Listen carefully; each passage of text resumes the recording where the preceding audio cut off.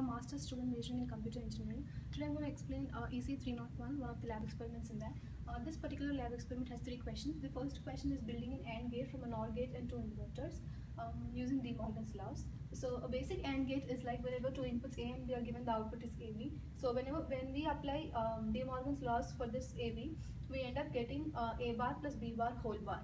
So this can be implemented using like in order to implement A bar, we give A to an inverter and B bar to an inverter, and A bar and B bar are now given to a NOR gate, resulting in A bar plus B bar whole bar, which is our output AB. The second question in this is a truth table is given and we have to construct the Carnot map for this truth table. A basic Carnot map can be represented like this. This particular Carnot map is for 3 inputs A, B, C. Carnot map will usually show all possible outputs of an truth table. For this particular truth table, we have 4 inputs A, B, and C, D, and this particular map will represent all the 16 outputs of that truth table. How to fill up this truth table, I can show you like when you consider A, B 0, 0 and C, D 0, 0, it's the first case, the output is 0, so we fill up this particular box with 0. Similarly, when you consider some other random inputs like AB is 1, 1 and CD is 0, 0, we end up getting 1. AB is 1, 1 and CD is 0, 0, we fill up 1. In this fashion, when you fill up the entire Carnot map, in order to derive the expression from the Carnot map, the basic rules are like you have to group the numbers in that. For sum of products, we usually group ones, and for product of sums, we usually group zeros. In the case of sum of products, when we group, the groups can overlap, and the groups should always contain numbers which are in forms of 2, 4, 8. In this case, when we are working out for sum of products and we group the maximum possible numbers, like for example, we grouped these 8 ones together and then these 4 ones together. We also can actually group these 2 ones, but we always group the maximum possible ones, so we ended up getting 4. How to write the expression from this Carnot map? Now if you consider this particular pair of 4 ones, we have to see the inputs that do not change.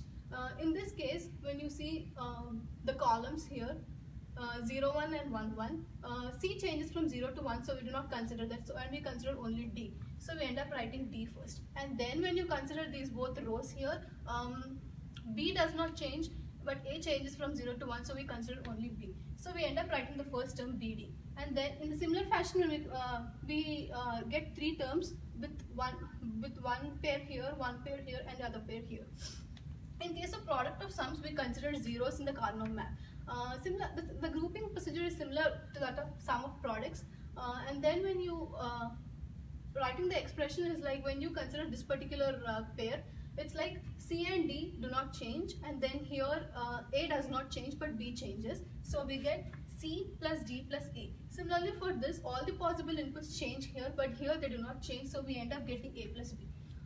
The third question in the experiment lab is like constructing these two using only NAND and only NOR. Sum of products expression, always when you apply De Morgan's theorem, we can implement them using only NAND gates, and product of sums, when you put the De Morgan's theorem, we end up getting only NOR gates.